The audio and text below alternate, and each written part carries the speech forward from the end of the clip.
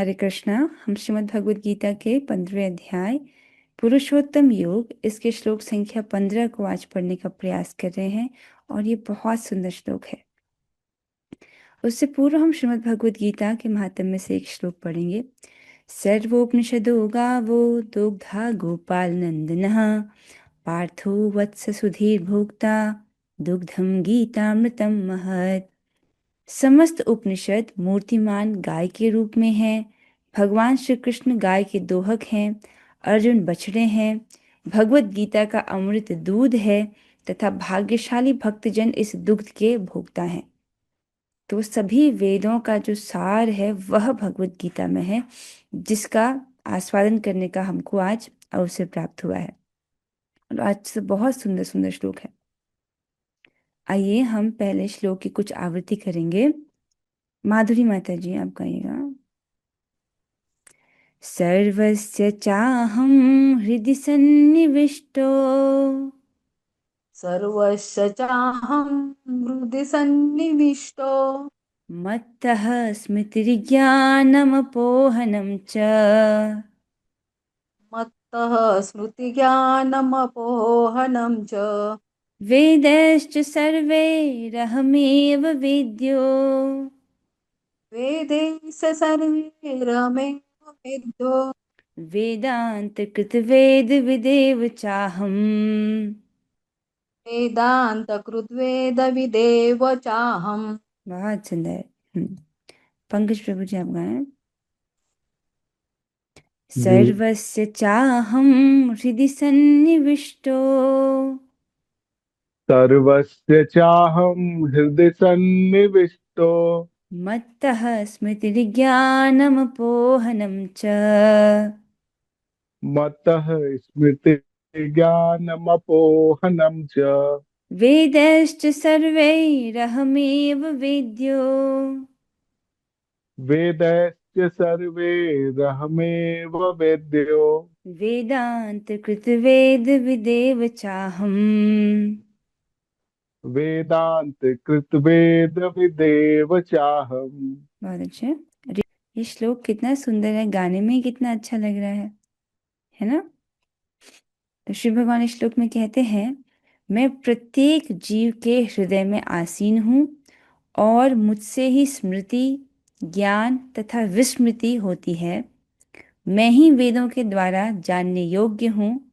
निसंदेह मैं वेदांत का संकलन करता तथा समस्त वेदों का जानने वाला हूँ। तो विषय क्या चल रहा है? पिछले 4 श्लोकों में इस श्लोक को मिला करके 12, 13, 14, 15 इन 4 श्लोकों में श्री भगवान बता रहे हैं कैसे जीव उन पर पूरी तरह से निर्भर है, उसका वर्णन भगवान कर रहे हैं। तो अब भगवान बता रहे हैं कि मैं प्रत्येक जीव के हृदय में आसीन हूँ।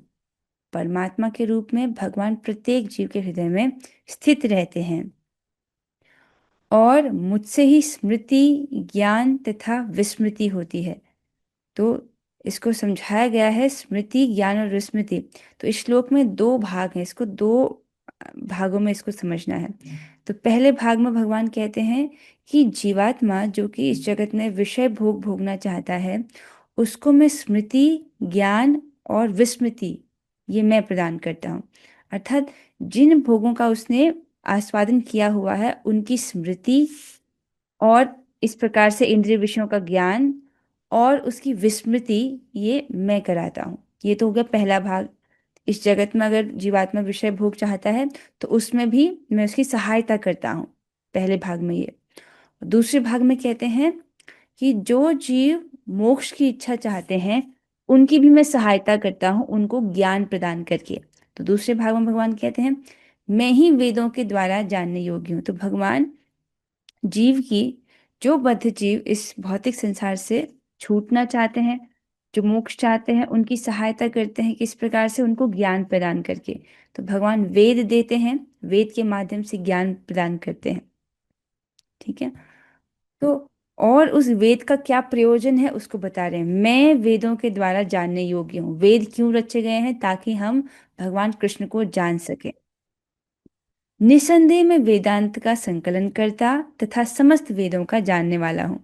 तो भगवान ही श्रील व्यास देव के रूप में वेदों को संकलित करते हैं, ठीक है, और समस्त वेदों का जानने वाला हूँ, अर्थात भगवान समस्त वेदों को जानते हैं। तभी बता रहे कि वेदों का जो लक्ष्य है वो क्या है, भगवान को जानना है, मुझे जानना, कृष्ण को जानना। ऐसा स्पष्ट हुआ होगा। अन्वय को देखेंगे। अहम, मैं, यहाँ पर ये शब्द इंपॉर्टेंट है। भगवान कह रहे कि मैं मतलब कोई निराकार ब्रह्म नहीं, मैं स्वयं, और भगवान एक व्यक्ति हैं, ठीक है। तो अहम अर्थात मैं, सर्वस्य सभी प्राणियों के हृदय सन्निविष्ट, हृदय में अंतर्यामी रूप से प्रविष्ट होता हूँ। मत्तः मुझसे स्मृति ज्ञानम और अपोहनम च, मुझसे स्मृति होती है, ज्ञान होता है, और दोनों का नाश होता है, अर्थात विस्मृति होती है। फिर भगवान कहते हैं सर्वै वेदै च, सभी वेदों द्वारा, अहम एव, एकमात्र मैं ही, ज्ञातव्य, जानने योग्य हूँ। तो वेदों का प्रयोजन क्या है, भगवान को जानना, इसीलिए कह रहे हैं कि सभी वेदों के द्वारा जो ज्ञातव्य है वो मैं हूँ। मतलब वेद का प्रयोजन है भगवान को जानना। वेदांत कृत अर्थात वेदांत कर्ता, वेद विच्च और वेदज्ञ हूँ। तो जो वेदांत का संकलन करता है वह भी मैं हूँ। तो भगवान का ही स्वरूप है, भगवान का अवतार है वेद व्यास जी। तो उनके रूप में भगवान वेदों को संकलित करते हैं। और वेद विच्च अर्थात मैं वेदज्ञ हूँ, अर्थात मैं वेद को जानने वाला हूँ। इस अध्याय की शुरुआत ही ऐसे की थी, भगवान ने अश्वत्थ वृक्ष का वर्णन किया था और कहा था कि जो इस वृक्ष को जानता है, यस्तम वेद स वेदवित्, जो इस अश्वत्थ वृक्ष को जानता है वही वेद को जानता है, ठीक है। तो भगवान बता रहे हैं कि वो वेदज्ञ हैं और वेद का प्रयोजन उनको जानना है। श्लोक को देखेंगे।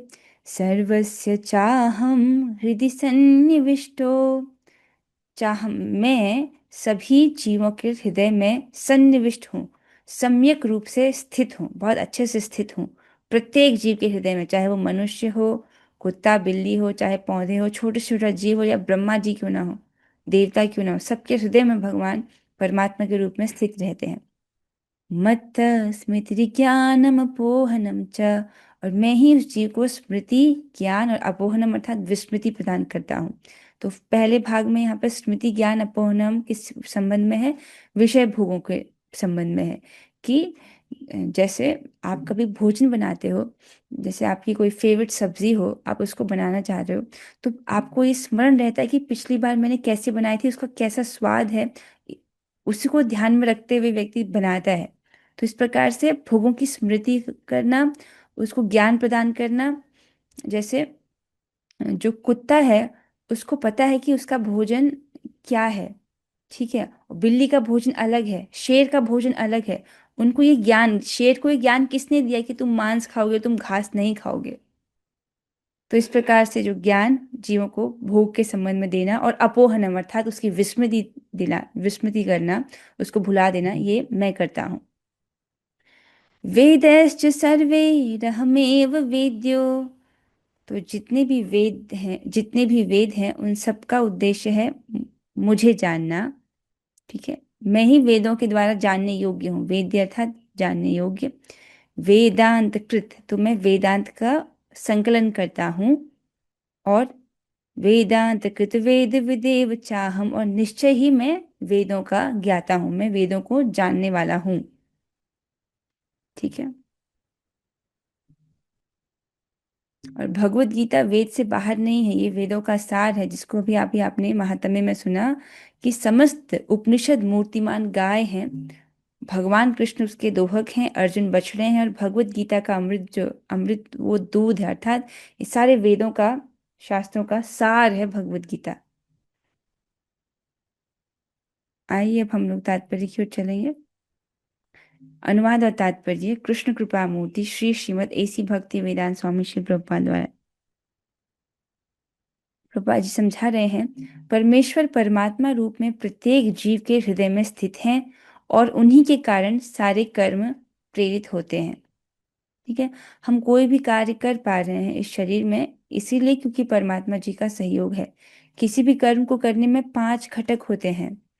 एक तो शरीर और इंद्रियां, जीवात्मा स्वयं, अगर जीवात्मा ही ना हो शरीर में तो कर्म नहीं हो सकता, और जीवात्मा का प्रयास, और पांचवा है दैव अर्थात परमात्मा। ये 5 घटक जब होते हैं तब जाके कोई कर्म हो पाता है। अगर परमात्मा का सहयोग नहीं होगा तो जीवात्मा कोई भी कार्य करने में समर्थ नहीं है।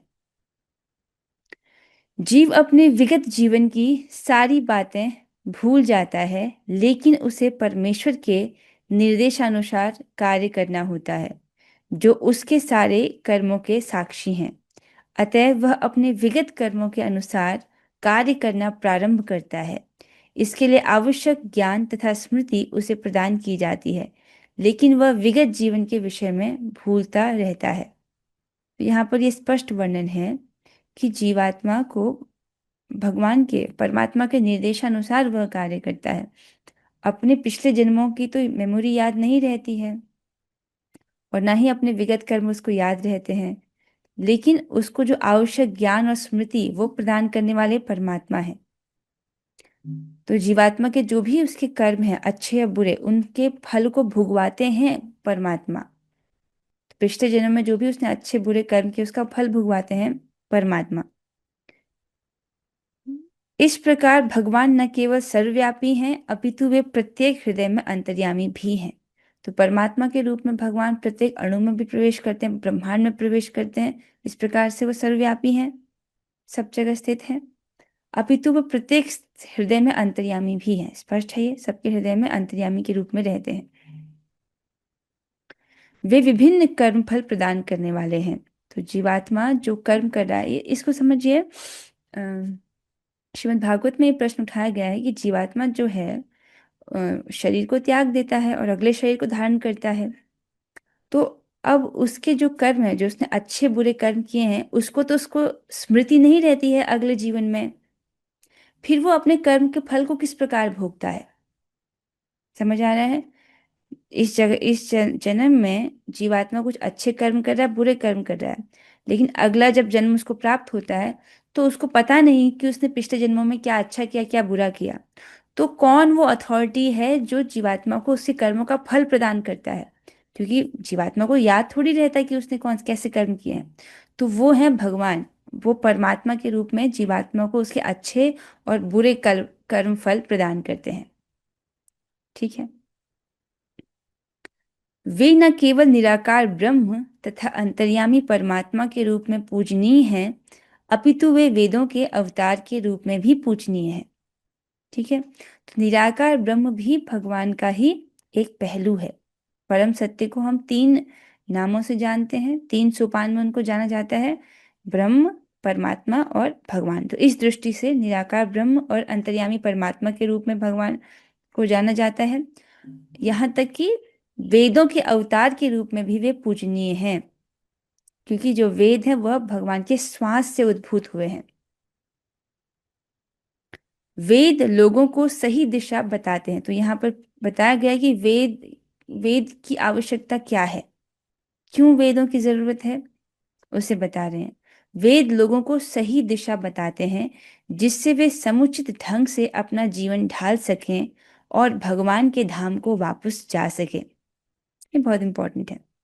देखिए, अगर हम जन्म लेते और हमारे माता पिता हमको इस प्रकार से शिक्षित नहीं करते, तब हम किस प्रकार से होते? उसी प्रकार से जैसे कि जानवर हैं।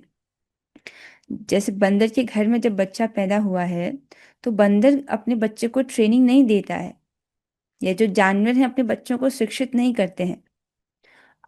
और हमारा जब जन्म हुआ था हमने भी इसी प्रकार से जन्म लिया, पशुवत। उसके बाद बहुत सारी ट्रेनिंग हुई कि नहीं हुई, बहुत सारा प्रशिक्षण दिया कि खाना कैसे खाना है और स्नान कैसे करना है। विभिन्न प्रकार की छोटी छोटी बातें हमको सिखाई गई बचपन से, इसीलिए हम उनको कर पाते हैं। अगर हमको इस प्रकार से प्रशिक्षित नहीं किया जाता तो ये चीज़ें भी हमको नहीं आती और हम एक पशु की तरह जीते। जैसे हो सकता है कि हम अभी भी मुंह, जैसे पशु जो अपने मुख से खाता है, कुत्ते की तरह में भी हम लोग वैसे खा रहे होते अगर प्रशिक्षण नहीं दिया गया होता तो इस भौतिक जीवन में भौतिक कार्यों के लिए भी हमको प्रशिक्षित किया गया है बचपन से। तो फिर आध्यात्मिक जीवन में आध्यात्मिक कार्यों को किस प्रकार किया जाता है, उसके लिए भी प्रशिक्षण आवश्यक है। ठीक है, अगर हमको सिखाया नहीं जाएगा तो हम कभी नहीं सीख पाएंगे। तो कौन सिखाता है हमको आध्यात्मिक जीवन को कैसे ठीक से जीना है, किस प्रकार से जीवन को अपना ढालना है, ये कौन सिखाते हैं? ये वेद हमको सिखाते हैं, शास्त्र हमको सिखाते हैं। तो अगर इस प्रकार से शास्त्र हमको बताए नहीं, ज्ञान न दे, तो हम पशुवत जीवन ही जीते। तो इस प्रकार से वेद जो हैं वह लोगों को सही दिशा बताते हैं, जिससे वे समुचित ढंग से अपना जीवन ढाल सकें और भगवान के धाम को वापस जा सकें। वेद भगवान कृष्ण विषय ज्ञान प्रदान करते हैं और अपने अवतार व्यासदेव के रूप में कृष्ण ही वेदांत सूत्र के संकलन करता है। तो ये स्पष्ट है कि वेदों का प्रयोजन क्या है। वेद हमको भगवान के विषय में बताते हैं, कृष्ण विषय ज्ञान प्रदान करते हैं, और भगवान कृष्ण ही अपने एक अवतार व्यासदेव के रूप में वेदांत सूत्र के संकलन करता है। व्यासदेव द्वारा श्रीमद् भागवत के रूप में किया गया वेदांत सूत्र का भाष्य वेदांत सूत्र की वास्तविक सूचना प्रदान करता है। तो व्यासदेव जी ने एक बहुत सुंदर ग्रंथ, देखिए उन्होंने बहुत सारे पुराणों की भी रचना किया है। यहाँ पर श्रीमद् भागवतम का वर्णन कर रहे हैं श्रील प्रभुपाद जी कि उन्होंने श्रीमद् भागवत की जो है वो रचना की है। हाँ, श्रीमद् भागवत की रचना किया है, और ये क्या करता है हमको, यह वेदांत सूत्र की वास्तविक सूचना प्रदान करता है। तो ये जो है वेदांत सूत्र का भाष्य है श्रीमद् भागवतम। इसको बोला गया है कि वेद रूपी कल्प वृक्ष का परिपक्व फल है। कितना सुंदर वर्णन आता है इसमें कि वेद कैसा है, कल्प वृक्ष है, अर्थात जिसकी जैसी इच्छा है उसको वो पूरी कर सकते हैं। विभिन्न प्रकार की चेतना वाले लोग होते हैं, सतोगुणी रजोगुणी तमोगुणी, उनको अलग अलग प्रकार की भोगों की आवश्यकता होती है। तो वेद उनकी सब प्रकार की इच्छाओं को पूरा करता है। और जो लोग मोक्ष चाहते हैं तो उनके लिए वो मोक्ष की सुविधा प्रदान करता है। इस प्रकार से वेद रूपी कल्प वृक्ष जो है, जो सब प्रकार की इच्छाओं को पूरा करने में समर्थ है, उस वेद रूपी कल्प वृक्ष का जो परिपक्व फल है वह है श्रीमद् भागवतम। ठीक है, जिनके संकलन करता है, जिनकी रचयिता है व्यासदेव जी, जो कि भगवान कृष्ण के ही अवतार हैं। यहाँ पर चित्र में आप देख सकते हैं कि वो सिखा रहे हैं, और उनके पुत्र श्री सुखदेव गोस्वामी महाराज भी भागवत का जो है भागवत को श्रवण कर रहे हैं अपने पिता के मुख से।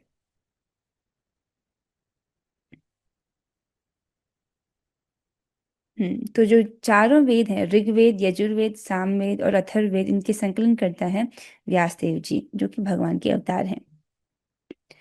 भगवान इतने पूर्ण हैं कि बद्ध जीवों के उद्धार हेतु वे उनके अन्न प्रदाता एवं पाचक हैं, उसके कार्यकलापों के साक्षी हैं तथा वेदों के रूप में ज्ञान के प्रदाता हैं। वे भगवान श्री कृष्ण के रूप में भगवत गीता के शिक्षक हैं। वे बद्ध जीव द्वारा पूज्य हैं। इस प्रकार ईश्वर सर्व कल्याणप्रद तथा सर्व दयामय हैं। बहुत सुंदर यह वर्णन है कि भगवान जो है हमारी कितनी सहायता करते हैं, कैसे हम अपने जीवन के लिए, चाहे वो भोग चाहिए या चाहे मोक्ष चाहिए, दोनों के लिए ही हम भगवान पर निर्भर हैं। दोनों की व्यवस्था भगवान ने की है इस जगत में। तो बता रहे हैं कि भगवान इतने पूर्ण हैं कि बद्ध जीवों के उद्धार हेतु वे उसके अन्न प्रदाता हैं एवं पाचक भी हैं। तो अन्न भी जो भगवान ही देते हैं। कल आपने सुना ना कि भगवान जो है सूर्य, चंद्र और अग्नि का जो तेज है ये भी भगवान से आता है। तो इस प्रकार से अगर सूर्य ना हो तो अन्न भी हमको नहीं प्राप्त हो सकता है। तो अन्न प्रदाता भी भगवान है, और उसको पचाने वाले भी भगवान है। वैश्वानर के रूप में भगवान अन्न को पचाते हैं, चारों प्रकार के अन्न को पचाते हैं, और उसके कार्यकलापों के साक्षी हैं। जीव जो कर्म करता है, अच्छे या बुरे कर्म करता है, उन सभी कर्मों के साक्षी हैं भगवान परमात्मा के रूप में जीवात्मा के हृदय में स्थित। ठीक है, तो इस प्रकार से भगवान सभी कर्मों के साक्षी हैं और जीवात्मा को उसके कर्म फल को प्रदान करते हैं। अच्छे या बुरे कर्म जो भी उसने किए हैं उसका फल जो है परमात्मा जी जो उसको भुगवाते हैं। और वेदों के रूप में ज्ञान के प्रदाता हैं। तो वेद जो है भगवान के श्वास से उद्भूत हुए हैं। ये इसके द्वारा वो जीवों को ज्ञान प्रदान करते हैं। तो भोग विषय ज्ञान तो है ही, लेकिन जो जीवात्मा मोक्ष के इच्छुक है, जो इस जगत से छूटना चाहते हैं, जो भगवान की प्राप्ति करना चाहते हैं उनको भी भगवान जो है, उनके लिए भी भगवान ने वेदों का ज्ञान उनको प्रदान किया हुआ है। वे भगवान श्री कृष्ण के रूप में भगवत गीता के शिक्षक हैं। जैसे अभी हम भगवान से यहाँ पर भगवत गीता पढ़ रहे हैं, तो भगवत गीता के शिक्षक भगवान हैं और वे बद्ध जीव द्वारा पूज्य हैं। इस प्रकार से देखा जाए, हम हर प्रकार से, चाहे वो भोग चाहिए या मोक्ष चाहिए, दोनों ही चीज के लिए हम पूरी तरह भगवान पर निर्भर हैं और बद्ध जीव के द्वारा भगवान पूज्य हैं। ठीक है, प्रत्येक बद्ध जीव को भगवान का आदर करना चाहिए। कृतज्ञ जो ज्ञान की दृष्टि से युक्त है, वो इन बातों को बहुत अच्छे से समझ रहा है और वो भगवान के प्रति कृतज्ञ होता है।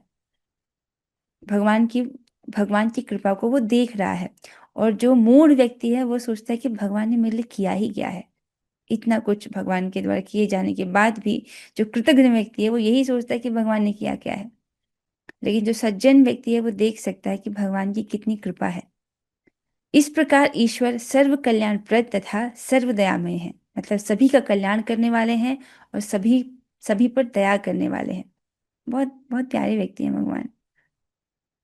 आगे चलेंगे। अंत प्रविष्ट शास्ता जनानाम, जीव ज्यों ही अपने इस शरीर को छोड़ता है, इसे भूल जाता है, लेकिन परमेश्वर द्वारा प्रेरित होने पर वह फिर से काम करने लगता है। यद्यपि जीव भूल जाता है, लेकिन भगवान उसे बुद्धि प्रदान करते हैं, जिससे वह अपने पूर्व जन्म के अपूर्ण अपूर्ण कार्य को फिर से करने लगता है। तो यहाँ पर स्पष्ट कर रहे हैं प्रभुपाद जी कि जब मृत्यु आती है, अर्थात जब जीवात्मा इस शरीर को त्यागता है, तब वह भूल जाता है कि वो क्या कर रहा था, क्यों कर रहा था। ठीक है, तो लेकिन वो भूल, यद्यपि वो भूल जाता है, लेकिन उसके अगले जन्म में भगवान उसको स्मृति दिलाते हैं। अतएव जीव अपने हृदय में स्थित परमेश्वर के आदेशानुसार इस जगत में सुख या दुख का केवल भोग ही नहीं करता, अपितु उनसे वेद समझने का अवसर भी प्राप्त करता है। तो यहाँ पर जो भगवान हैं, जीव के हृदय में स्थित हैं और जीवात्मा को जो जो वो भोग भोगना चाहता है उसको वो प्रदान करते हैं, उसके कर्म फल को प्रदान करते हैं। अच्छे या बुरे कर्म है वो उसको प्रदान, अच्छे या बुरे कर्म फल जो वो प्रदान करते हैं। तो इस प्रकार से वह जीवात्मा के भोग की व्यवस्था करते हैं। तो केवल भगवान यही नहीं करते हैं, इसके साथ साथ भगवान जीवात्मा को वेद समझने का अवसर भी प्रदान करते हैं। ठीक है, ज्ञान प्रदान करते हैं भगवान, और वो भी भगवान दोनों दो तरफ से सहायता करते हैं। एक तो बाहर से गुरु के माध्यम से ज्ञान देते हैं, और दूसरा हृदय में बैठ करके विश्वास दिलाते हैं कि हाँ ये बात सत्य है। ठीक है, हम बाहर से सुन रहे हैं लेकिन हम हर बात को तो स्वीकार नहीं करते हैं। तो कोई तो है हृदय में जो हमको बताते कि हाँ ये बात सत्य है, इसको इसको तुम स्वीकार करो। जैसे हम भगवत गीता पढ़ रहे हैं, तो हमारी सहज श्रद्धा है कि इसका अक्षर सत्य है, एक एक अक्षर इसका सत्य है। लेकिन जिस व्यक्ति के हृदय में पाप होता है, यही भगवत गीता वो इसको स्वीकार ही नहीं कर पाता है। जीव गोस्वामी पाद इसको अपनी टीका में बताते हैं कि जिस जीवात्मा के हृदय में पाप संचित है, उसको वेद और शास्त्र में श्रद्धा नहीं होती है। ये उसके पाप कर्मों के कारण है। हाँ, आगे हम चलेंगे। क्या था कि हाँ, भगवान उनको वेद समझने का अवसर भी प्रदान करते हैं। तो इस प्रकार से भगवान ज्ञान देते हैं बाहर से गुरु के रूप में, और हृदय में उसको विश्वास दिलाते हैं कि हाँ ये सत्य है। यदि कोई ठीक से वैदिक ज्ञान पाना चाहे तो कृष्ण उसे आवश्यक बुद्धि प्रदान करते हैं। तो जो भगवान को जानना चाहता है, तो वैदिक ज्ञान जानने का क्या अर्थ है, अर्थात भगवान को जानना, कृष्ण को जानना। तो जो कृष्ण को जानना चाहते हैं, भगवान उसे आवश्यक बुद्धि प्रदान करते हैं। तो इच्छा होनी चाहिए कि हम भगवान को जानें, और भगवान को जानने का एकमात्र विधि है कि हम भगवान की भक्ति करें। अन्य प्रक्रियाओं के द्वारा उनको नहीं जाना जाता है। वे किस लिए वैदिक ज्ञान प्रस्तुत करते हैं? अब यदि ये प्रश्न हो कि भगवान ने जो वेद दिए हैं, वेदों का ज्ञान दिया है, वो किस लिए दिया है, उसके संबंध में प्रभुपाद जी बता रहे हैं। इसलिए कि जीव को कृष्ण को समझने की आवश्यकता है। इसकी पुष्टि वैदिक साहित्य से होती है। ठीक है, जीवात्मा है, बद्ध जीवन में है, और वह बारंबार इस जगत में कष्ट भोग रहा है। तो उसको, उसके लिए आवश्यक है कि वह कृष्ण को जाने। ठीक है, व्यक्ति तब तक कष्ट में पड़ा रहता है जब तक वो कृष्ण को नहीं जानता। इसकी पुष्टि वैदिक साहित्य से होती है। योसौ सर्वे वैद गीयते, योसौ सर्वे वेदै गीयते, अर्थात चारों वेदों, वेदांत सूत्र तथा उपनिषदों एवं पुराणों समेत सारे वैदिक साहित्य में परमेश्वर की कीर्ति का गान है। योसौ सर्वे वेदै गीयते, कितना सुंदर। हाँ, तो क्या बता रहे हैं कि जितने भी वेद हैं, जितने भी पुराण हैं, उन सब में भगवान की कीर्ति का गान किया गया है, भगवान का यश गाया गया है। उन्हें वैदिक अनुष्ठानों द्वारा, वैदिक दर्शन की व्याख्या द्वारा तथा भगवान की भक्तिमय पूजा द्वारा प्राप्त किया जा सकता है। अतः वेदों का उद्देश्य कृष्ण को समझना है। तो वेदों में, पुराणों में, जितने भी शास्त्र हैं, वैदिक साहित्य में, सब में भगवान का यश गुणगान किया गया है, ताकि जीवात्मा उनको समझे, कृष्ण को समझे। वेद हमें निर्देश देते हैं जिससे कृष्ण को जाना जा सकता है और उनकी अनुभूति की जा सकती है। भगवान ही चरम लक्ष्य हैं। बहुत सुंदर ये बात है। वेद हमको इंस्ट्रक्शन देता है, निर्देश देता है, ताकि हम उसके द्वारा कृष्ण को जान सकें। ठीक है, और उनका अनुभव प्राप्त कर सके। अनुभव मतलब उनका जो माधुर्य है उसका अनुभव कर सके। और जीवात्मा के लिए चरम लक्ष्य जो है वो कृष्ण ही है। इसको भगवान ने इस अध्याय, इसी भगवत गीता के 10वें अध्याय में कहा था कि मैं ही लक्ष्य हूँ। हम लोग कुछ ना कुछ ढूंढ रहे हैं। जीवात्मा क्या ढूंढ रहा है? असीमित सुख। ठीक है, सो हम लोग, ये तो एक अद्भुत बात है कि जीवात्मा कितना छोटा है, बाल के अग्रभाग के 10,000वें हिस्से जितना छोटा है, बहुत छोटा है। लेकिन इतना छोटा होने के बाद भी हमें सुख प्राप्त करने की लालसा है। और कैसे, कितना सुख चाहते हैं हम? थोड़ा सा कुछ सुख मिल जाए? नहीं, असीमित सुख चाहिए। ठीक है, तो हम सबकी एक आवश्यकता, वो है प्रेम। ठीक है, तो हम सबको प्रेम चाहिए। कोई ऐसा है जिसको प्रेम नहीं चाहिए? सबको प्रेम चाहिए। और कितना चाहिए? असीमित प्रेम चाहिए। तो ऐसा कैसे संभव होता है? जब हम भगवान की सेवा करते हैं, भगवान के साथ जब हमारा संबंध फिर से जागृत होता है। संबंध तो है हमारे भगवान के साथ, हम उसको भूले हुए हैं। तो इस प्रकार का जब आदान प्रदान होता है जीवात्मा का भगवान से, तब वो असीमित सुख, असीमित आनंद का उपभोग करता है। तो इस प्रकार से बोल रहे हैं कि भगवान ही चरम लक्ष्य हैं। तो हम ढूंढ रहे हैं आनंद और सुख, वो कहाँ प्राप्त होगा? भगवान में ही। तो आपको समझ आ रही है एक बात कि वेदों का उद्देश्य क्या है? कृष्ण को समझना। सारे वेद, सारे शास्त्र, सारे पुराण इसीलिए हैं ताकि हम कृष्ण को जान सकें। और कृष्ण को जानने की विधि क्या है? एकमात्र विधि भगवान की अनन्य भक्ति करना। वेदांत सूत्र 1.1.4 में इसकी पुष्टि इन शब्दों में हुई है। तत्व समन्वयात, अर्थात मनुष्य 3 अवस्थाओं में सिद्धि प्राप्त करता है। 3 अवस्था क्या है? वेद का प्रयोजन, वेदों का ज्ञान और वेदों के लक्ष्य, ये 3 चीजों को समझना। तो वैदिक साहित्य के ज्ञान से भगवान के साथ अपने संबंध को समझा जा सकता है। ठीक है, जिसको संबंध ज्ञान भी कहते हैं। तो सबसे पहले जीवात्मा भगवान के साथ मेरा क्या संबंध है उसको समझता है। क्या पढ़ा आपने भगवत गीता में? भगवत गीता सभी वेद उपनिषदों का सार है। तो भगवान ने संबंध ज्ञान इसी अध्याय में बताया। क्या था? ममेवांशो जीवलोके जीव भूत सनातनः। तो सारे जो जीव है वो मेरे ही अंश हैं। भगवान के विभिन्न अंश है, तो इस प्रकार से जीवात्मा भगवान का अंश है। तो इस प्रकार से वह भगवान के साथ अपने संबंध को समझता है। और जिसमें आगे चल के जैसे भक्ति कर रहे हैं, तो भक्ति करते करते करते आगे जब भाव स्तर पर पहुंचता है व्यक्ति, तब उस वो प्रकट रूप से समझ पाता है कि मेरा भगवान से क्या संबंध है।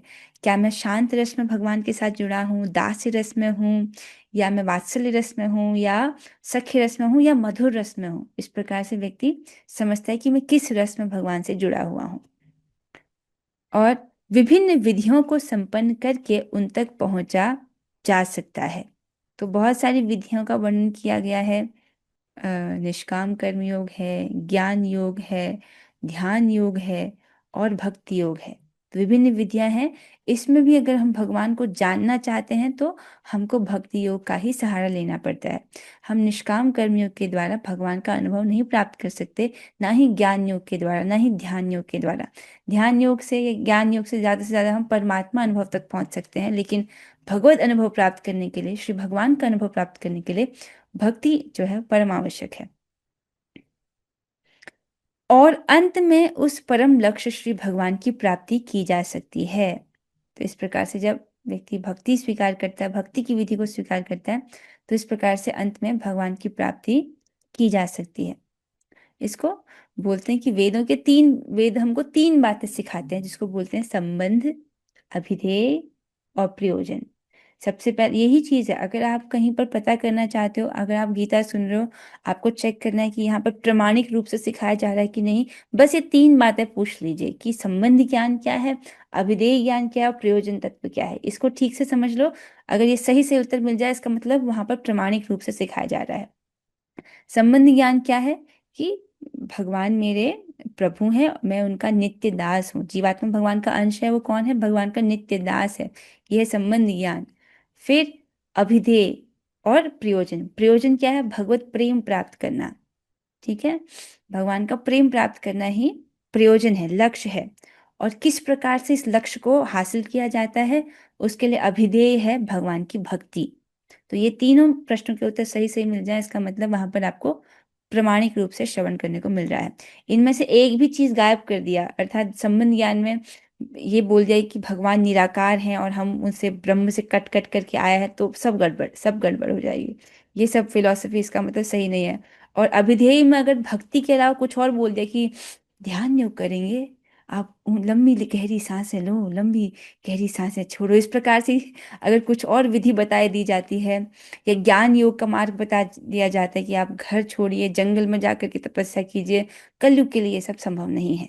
तो ये अभिधेय जो है, ये भक्ति ही है, इसके अलावा और कोई विधि नहीं है कलयुग में। और प्रयोजन था भगवान का प्रेम प्राप्त करना। ठीक है, सो भगवान को जानने के लिए एकमात्र विधि भक्ति है। पहले के युगों में भी ऐसा नहीं है कि पहले के युगों में ज्ञान का अनुशीलन करने से, ध्यान योग करने से लोगों को भगवान की प्राप्ति हुई, तब भी ये भक्ति का ही मार्ग था और आज भी वही शाश्वत वही मार्ग है। तो इस श्लोक में वेदों के प्रयोजन, वेदों के ज्ञान तथा वेदों के लक्ष्य को स्पष्टतः परिभाषित किया गया है। ठीक है, इसके साथ इस श्लोक पर चर्चा यहाँ पर पूरी होती है।